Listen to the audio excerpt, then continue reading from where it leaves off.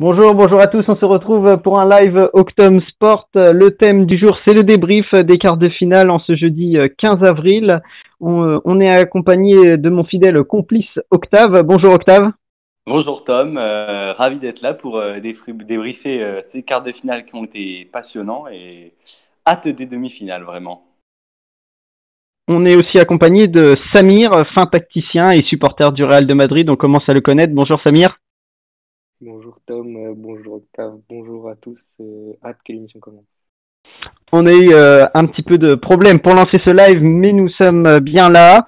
Et nous allons voir tout de suite le programme. Le programme, il est simple. Nous allons débriefer les matchs des quarts de finale. Les 4 équipes qui sont passées en demi, nous allons bien sûr en parler. Il y aura 3 duels, 3 grands débats qui opposeront Octave et Samir. Nous allons pendant environ un quart d'heure débriefer et débattre. C'est parti, on est prêt, on est dans la place, on envoie avec pour le premier débat. Le débat, la règle est simple, 1 minute pour convaincre les gens qui sont là dans le chat. Vous pourrez répondre et dire lequel de Octave ou de Samir vous a le plus convaincu sur la première question qui est sur le Paris Saint-Germain et le match PSG-Bayern. Coup de génie ou coup de chance? Octave, lui, défend beaucoup plus le coup de chance et Samir aura bien sûr le coup de génie. Il aura 1 minute. On va lancer pour Octave qui va commencer. Octave, êtes-vous prêt? Alors oui, tout à fait. Attention, moi, je pense... on est prêt? On lance le chrono? Alors, je vais juste commencer par prévenir Samir que je ne suis pas spécialement supporter du Bayern. Il n'y a aucun souci, ne t'inquiète pas, mon cher Octave. Je suis légèrement anti-parisien. C'est bon, on peut lancer le décompte. C'est parti, on lance le décompte, c'est parti. Alors, pour moi, Paris est passé grâce à pas mal de chance pour plusieurs raisons. Déjà, Paris a eu énormément de chance au niveau des absences. Le Bayern a marqué 3 buts sur les 2 matchs avec Lewandowski et Serge Gnabry s'ils avaient été présents. Pour moi, ils auraient pu en mettre, je sais pas, au moins 2 de plus, voire 3 de plus. Ça aurait pu être un score fleuve pour Paris si les vrais buteurs, les vrais attaquants du Bayern avaient été là. Ça, c'est mon premier point. Mon deuxième point, c'est que Paris a eu énormément de chance au premier match. Et cette chance, elle vient de la maladresse de joueurs qui sont d'habitude très adroits au Bayern. Je pense à Neuer, qui fait normalement jamais d'erreur, qui a fait une erreur au match aller. Et je pense aussi aux attaquants du Bayern qui ont raté beaucoup trop d'opportunités, alors que d'habitude, ils sont beaucoup plus tueurs. Combien de temps me reste-t-il, Tom? Eh bien, c'est fini, on arrête, Très bien. ça fait 1 minute. La minute est passée, il faut respecter la parité entre les personnes pour ce débat, un débat bien sûr démocratique. Et nous allons tout de suite passer à la deuxième personne, Samir. C'est parti, 1 minute aussi, c'est parti. Alors, concernant le match aller, je veux bien entendre que le Bayern a surdominé cette rencontre, mais ils n'ont pas été assez réalistes, contrairement à Paris, qui, le peu d'action qu'ils ont eu, ont su concrétiser. C'était un choix de se faire dominer comme ça. Très peu d'équipes peuvent dominer le Bayern ou jouer, parce que personne ne peut actuellement. Donc, le PSG ont su subir. Hein, il faut savoir subir parfois. Concernant le match retour, c'était à l'avantage du PSG. Cette fois-ci, je trouve, ils ont eu les occasions les plus franches. Et concernant les blessures avec Dessy, on refait un monde. Hein. Si Neymar était là pendant les anciens matchs très importants du PSG, s'il n'était pas blessé, si cela, si ceci, on refait une histoire complète. Je pense qu'on ne peut pas s'appuyer sur ce genre d'argument. Et pour moi, le PSG a mérité sa qualification et ils sont allés la chercher dur comme fer. Dans le chat, on est plutôt partagé. On parle d'un coup de génie pour Thomas. C'était vraiment clairement un coup de génie. Pour Bénur, c'est un gros coup de chance. Coup de génie pour Jules aussi. On est vraiment partagé. Mais vous, lequel des deux vous a le plus convaincu entre Octave et Samir? On attend peut-être des réponses dans le chat pour savoir celui qui remporte le premier débat de ce live. Et j'ai l'impression que c'est surtout une bataille en un contre un dans les commentaires. Donc, ça va être difficile de désigner un vainqueur pour ce premier débat.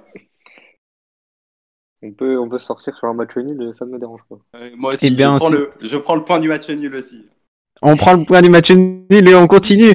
On continue, donc on continue ce live avec la question qui suit. C'est une question moins pour faire débat, mais quelle note donnez-vous à Neymar, Octave, pour ce match?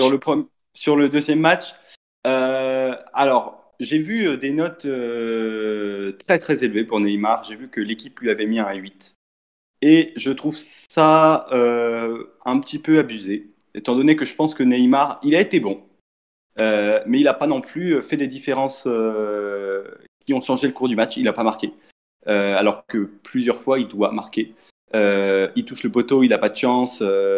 Ça, je veux bien l'admettre. Mais quand on a autant de grosses occasions, on doit finir par en mettre un. Et ce qu'il n'a pas fait. Donc moi, je lui mettrais 6. 6 parce qu'il a été très bon, qu'il s'est beaucoup donné, on l'a beaucoup vu. Mais pas plus. Parfait, parfait. Dans le chat, on annonce Samir gagnant. Après, on va laisser le point du nul pour ce premier débat. Samir, pour Neymar, c'est quelle note? Alors, je suis d'accord avec Octave, 8, c'est un peu trop étant donné qu'il n'a pas marqué. Par contre, j'aurais mis un 7, hein, il s'est créé énormément d'occasions, il touche une fois le poteau, une fois la barre. Au milieu de terrain, il était très utile pour le jeu du PSG, pour ressortir proprement, on l'a vu. Cependant, je ne l'aurais pas mis homme du match, hein. Je pense que l'homme du match, ce prix aurait été pour Hernandez, qui a fait un match incroyable en tant que défenseur central. Je pense qu'il méritait plus. Mais Neymar a été très, très, très utile, très, très important et il n'a pas eu vraiment de chance sur ces occasions. Très bien, très bien. Et l'adversaire, le prochain adversaire du Paris Saint-Germain, c'est Manchester City. On en arrive donc à Manchester City. Nous allons maintenant voir les points positifs et négatifs. On va commencer par le point positif. Octave, de Manchester City, c'est quoi leur point fort? Alors, pour moi, leur point fort, c'est que ils ont Kevin De Bruyne. Et pour moi, c'est vraiment ce qui fait de cette équipe une puissance offensive incroyable. Je trouve Kevin De Bruyne au-dessus du lot à Manchester City. Même si je pense que Samir nous reparlera de Phil Foden, que je trouve très impressionnant sur la double confrontation, vraiment très efficace. Même s'il a eu plus de difficultés dans la finition au premier match, il a vraiment son but très très impressionnant. Mais pour moi, Kevin De Bruyne reste au-dessus dans cette équipe de Manchester. Il reste plus fort que tout le reste. Et donc pour moi, c'est vraiment ça. Le point positif de Manchester City, c'est la forme de Kevin De Bruyne. Samir, d'accord ou pas avec Octave? Moi, je pense qu'on peut être que d'accord avec Octave, hein. Kevin De Bruyne, c'est le numéro 10, c'est la plaque tournante de ce Manchester City. S'il va bien, Manchester City va bien, même si on a vu que pendant son absence, Gundogan a su parfaitement le remplacer, hein, si je peux me permettre, et relever Manchester City et être très décisif. Et concernant Phil Foden, hein, sur son côté, il est vraiment épatant, ce jeune joueur. On va avoir le débat, je pense, Mbappé-Foden, même s'il n'a pas forcément lieu d'être, on va Mhm. l'avoir. Et, et ouais, hâte de voir cette rencontre, de voir ce match, et ça va être un très très très beau match. Et du coup, la question un peu plus piège pour vous, Samir. Le point négatif, il est où chez Manchester City? Je dirais au niveau du numéro 9, ils n'ont pas de réel attaquant capable de faire mal aux défenses. Ils n'ont plus Agüero. Et il faisait un bien fou quant à ses percussions, sa vitesse, son jeu une touche. Là, ils n'ont plus personne, même si Gundogan essaye de le remplacer. Mais Gundogan est plus un 9,5-10 qu'un réel numéro 9. Et sinon, je pense que Manchester City est très très complet, hein, que ce soit au niveau de la défense, du milieu de terrain, même du goal. Il n'y a pas de réelle faille. Mais si j'en avais une à dire, ce serait ce numéro 9 qui n'existe pas. Octave, d'accord ou pas avec Samir? Alors, en grande partie d'accord, au sens où ce qui manque vraiment à Manchester City, ce serait un grand attaquant. Mais pour moi, Manchester City va devoir jouer avec une autre faiblesse et que Paris a pendant très longtemps eu et que maintenant, je pense qu'ils l'ont surmonté. C'est le manque d'expérience à ce niveau. Alors même si Manchester City, dans le passé, a été une grande équipe de Ligue des Champions, mais ça fait quand même depuis 2016 qu'ils n'étaient pas parvenus, même depuis 2015, je ne sais plus, qu'ils n'étaient pas parvenus en demi-finale et c'était pas avec cet entraîneur-là, c'était pas avec ces joueurs-là. C'est pour beaucoup des joueurs qui n'ont jamais connu une demi-finale de la Ligue des Champions. Alors qu'au contraire, Paris, je suis en train de chercher dans l'effectif qui n'a jamais connu de demi-finale de Ligue des Champions. Il y a Moïse Kean, sans doute. Mais après, sinon... Bakker. Ouais, mais Bakker, il est même pas titulaire au fond. Donc, si tu prends la colonne vertébrale et les joueurs indiscutables à Paris, c'est des joueurs qui ont l'expérience des demi-finales de la Ligue des Champions, qui ont l'expérience même de la finale de la Ligue des Champions. Alors que Manchester City, ça fait quand même longtemps qu'ils n'y sont pas allés. Et je pense que ils auront peut-être une sorte de temps d'adaptation pour découvrir ce niveau-là. Après, Manchester City a le même point négatif que le Paris Saint-Germain, c'est qu'il joue aussi le titre en Angleterre. Ça peut tourner au désavantage pour Manchester City parce qu'on met de l'effort. On a vu Paris, par exemple, face à Lille, délaisser un peu son match. Je pense la course pour le titre un peu laissée de côté pour le Paris Saint-Germain. Une victoire en Ligue des Champions, c'est plus prestigieux ou pas que le titre? Alors, pour moi, la question n'a même pas lieu d'être parce que j'ai envie de dire que Manchester City a déjà gagné. Comme le Bayern avait déjà gagné, Manchester City a déjà gagné. Paris est loin d'avoir gagné. Mais donc je pense que la lutte pour le titre, ça pourrait plus poser problème à Paris qu'à Manchester City. Et en même temps, je pense que Paris est prêt à délaisser la Ligue 1 si c'est la condition pour gagner la Ligue des Champions. Très bien. Et donc, on en arrive à un autre club, le Real de Madrid, qui joue aussi le titre en Espagne. Et le prochain débat, un Real en maîtrise ou un Real craintif face à Liverpool. Octave, plutôt prêt à défendre un Real craintif? Ouais, c'est exactement ce que je pense. Un Real chanceux aussi. Mais ça, j'y reviendrai pendant ma minute si j'ai qu'une minute. Eh bien, on va commencer pour changer. On va commencer avec Samir qui va défendre un Real en maîtrise. Prêt, Samir? Alors, est-ce que vous pouvez reposer la question clairement, s'il vous plaît? Un Real en maîtrise face à Liverpool lors du deuxième match. Ok. Quand vous voulez. C'est parti. Alors oui, le Real a totalement maîtrisé ce match. Ils ont fait le travail à l'aller en marquant 3 buts à la maison. Ils pouvaient encaisser un but sur ce match retour. Ils n'ont pas fait. Ils ont su tenir le score 0-0 du début à la fin, même si dans les 10 premières minutes, 13 premières minutes, Liverpool est très, très dangereux, très proche d'ouvrir le score avec Salah notamment, qui fait une passe complètement au gardien. Mais le Real de Madrid a su gérer les temps faibles, a su gérer les temps forts. Ils ont été dangereux aussi. Beaucoup moins que Liverpool, certes, mais ils n'avaient pas à faire le jeu. Ils devaient aussi subir, hein. Ils ont su subir et ont su tenir le score pour arracher cette qualification. Ça va encore le temps, à la parole 20 secondes. Bon, je vais laisser Octave parler. Je pense que j'ai dit tout ce que j'avais à dire. Parfait. Eh bien, on va continuer avec Octave. C'est parti pour une minute aussi pour défendre un Real craintif face à Liverpool. Alors pour moi, le Real n'a pas gagné. C'est Liverpool qui a perdu ce quart de finale. Et pour moi, il y a une vraie différence. C'est-à-dire que j'ai été extrêmement déçu par Liverpool, qui pour moi était en dessous de tout sur cette double confrontation, incapable de se produire des situations.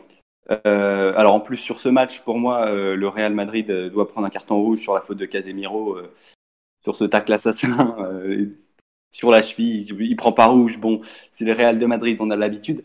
Mais donc déjà pour moi, le Real doit prendre un rouge là-dessus. Mais même en ayant pris un rouge, je suis même pas sûr que Liverpool aurait été capable de s'imposer.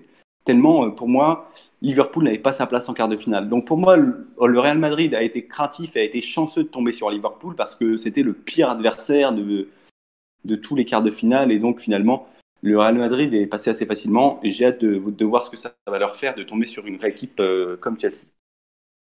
Voilà. Et voilà, la minute s'est écoulée. C'est vrai que c'est plutôt décevant quand même ce deuxième match du Real de Madrid. Samir, Ça vous a pas un peu déçu, vous supporters quand même du Real de Madrid, de voir une équipe comme ça cadenassée refuser le jeu? Ils sont carrément allés à Anfield pour refuser le jeu. Mais comme je l'ai dit, ils n'avaient pas à faire le jeu. Ils avaient déjà fait le jeu lors du match aller en gagnant 3-1. Ils avaient totalement dominé Liverpool, surdominé Liverpool avec un Vinicius des grands sorts. Ils avaient juste à attendre Liverpool, tenir, jouer en contre, ce qu'ils ont fait. Et pour revenir sur le carton rouge potentiel sur Casemiro, sur sa faute sur Milner, à la première minute, Milner fait la même faute, ou en tout cas une faute Non, très dangereuse les sur deux. Benzema, qui mérite au minimum un carton jaune. Et si l'arbitre met son carton jaune à la première minute de jeu, c'est plus le même match. Milner ne peut plus faire les mêmes fautes, ne peut plus faire les mêmes interceptions. Le match change. Il est sous la Alors, peur d'avoir un deuxième carton. Et c'est ce qui explique notamment le temps fort de Liverpool lors des premières minutes. moi, je trouve que ça n'a rien à voir. Déjà, parce il y a une différence fondamentale entre les deux fautes. Une différence qui fait qu'il y en a une qui est quasiment pas une faute et une qui est un tacle assassin. Avec C'est beau que, rouge. c'est que, c'est que sur une des fautes, le joueur, et en l'occurrence Milner, touche le ballon. Casemiro ne touche même pas le ballon. Il touche que la cheville. Et donc, pour moi, la différence, ça s'arrête là. Milner, il fait faute. On peut siffler faute parce qu'il prend le ballon et ensuite il prend la cheville. Siffler faute, c'est déjà un peu. Voilà. Et après, bon, Matt Jones ça aurait été abusif. Mais alors, Casemiro, il prend que la cheville. Et il y va avec la volonté de faire mal parce que le ballon il est déjà plus là. Donc pour moi, c'est un tacle volontaire sur la cheville. Et on a l'habitude avec Casemiro et ce genre d'assassin qu'on retrouve au Real Madrid, de ce genre de faute hyper dangereuse. Et pour moi, ça aurait dû être rouge et ça aurait calmé tout le monde au Real Madrid. Je suis d'accord pour dire que Casemiro mérite un jaune. Rouge, je sais pas, étant donné qu'il met pas de carton sur la première faute de Milner, il va pas en mettre un sur la faute de Casemiro. C'est dans la suite logique. Mais la faute de Milner peut faire sortir Benzema, peut lui faire stopper sa saison. Elle est très dangereuse, il lui détruit la cheville. Et après, c'est le jeu de Liverpool. Ils ont voulu mettre énormément d'intensité. Le jeu était très haché. Donc, on a des joueurs comme Casemiro qui savent répondre à ça, comme Militao, et qui ont répondu. Après, l'arbitre a fait son choix, a fait la décision, et il n'a pas souhaité mettre de carton rouge à Casemiro, ni de carton à Milner. Le Real de Madrid se retrouve donc en demi-finale. Ils affronteront Chelsea. Et du coup, Octave qui avait défendu un Chelsea en finale, bien sûr Samir toujours sur ses positions, le Real en finale. Octave, vous allez vous exprimer sur ce choix parce que on a quand même vu un Chelsea peu convaincant face à Porto. Certes, ils passent avec une petite marge. Le Real sur leur deuxième match aussi peu convaincant. Deux équipes qui doivent prouver avant la finale et peut-être décrocher un titre. Octave, vous commencez avec Chelsea en finale. C'est parti. Alors pour moi, Chelsea va aller en finale pour deux raisons. C'est très simple, hein. Parce que Chelsea, ils sont très forts. Et deuxième raison, parce que le Real n'est pas au niveau des demi-finales de Ligue des Champions cette année. Alors, tout d'abord, Chelsea, pourquoi est-ce qu'ils sont super forts? Ils sont super forts parce qu'il suffit de regarder la Première Ligue pour s'en rendre compte. Chelsea, une seule défaite en Première Ligue et c'est une défaite où ils prennent un carton rouge très tôt dans le match. Ça montre le niveau de cette équipe tout simplement. Quand on sait combien il est difficile de gagner en Première Ligue et combien toutes les équipes sont très très fortes dans ce championnat, ne pas prendre une seule défaite depuis à peu près le mois de janvier, c'est quelque chose de monstrueux. C'est juste monstrueux. Et quand on regarde le Real, c'est très inquiétant. Alors certes, ils gagnent contre le Barça, mais le Barça est tout aussi inquiétant. Ils sont sortis en huitième de finale. Ça montre bien que ce club est un peu en dessous de tout en ce moment. Le foot espagnol, de façon générale, est sur le déclin et le niveau du foot espagnol est à pleurer en ce moment. Et si on a un arbitre qui arbitre correctement, le Real va sortir facilement éliminé par Chelsea. C'est votre position. Samir va nous donner la sienne. Il va surtout nous vendre le Real de Madrid. Une minute pour convaincre. C'est parti pour Samir. Alors, je suis d'accord que Chelsea est en grande forme depuis le retour de Tuchel. Cependant, sur les demi-finales, ils ont été pas très beaux à voir jouer, hein. Ils n'ont rien proposé, hein. C'était très difficile face à Porto. On l'a tous vu si vous avez regardé le match, chose que sûrement vous n'avez pas fait tout à l'heure. Et concernant le Real de Madrid, encore une fois, le milieu de terrain est incroyable. Kroos, Modric, Casemiro, c'est classe mondiale. Je pense qu'ils vont tout simplement bouffer le milieu de terrain de Chelsea, hein. C'est pas le même niveau. Chelsea n'est pas habitué de se retrouver en demi-finale. Ils ont encore moins de joueurs que le PSG ou que Manchester City en demi-finale de Ligue des Champions. il se cherche encore pour moi, même si on a l'impression que c'est que le début. Il faudra faire attention. Surtout qu'après le match aller, ils vont jouer Manchester City et Arsenal et Leicester avant le match retour. Et que le Real de Madrid va récupérer des joueurs comme Carvajal, des joueurs comme Hazard, peut-être qui un jour jouera un match au Real de Madrid, on ne sait pas. Et je pense que ça va faire que du bien au Real de Madrid de, de récupérer ce genre de joueurs et qui vont pouvoir battre Chelsea sans grande difficulté, qui eux aussi ont eu un parcours très simple, très, très allégé, comme celui du Real un peu, pour arriver en demi-finale. Et moi, j'ai hâte de voir Giroud expliquer Bah, évidemment, le à match dans le match. Benzema qui est le grand patron du foot français. Ouais, j'espère pour Giroud qu'il jouera au moins ou qu'il sera sur la feuille de match. Eh bien, une grande question qu'on va laisser en suspens peut-être pour notre prochain live juste avant les demi-finales. En attendant, pensez-vous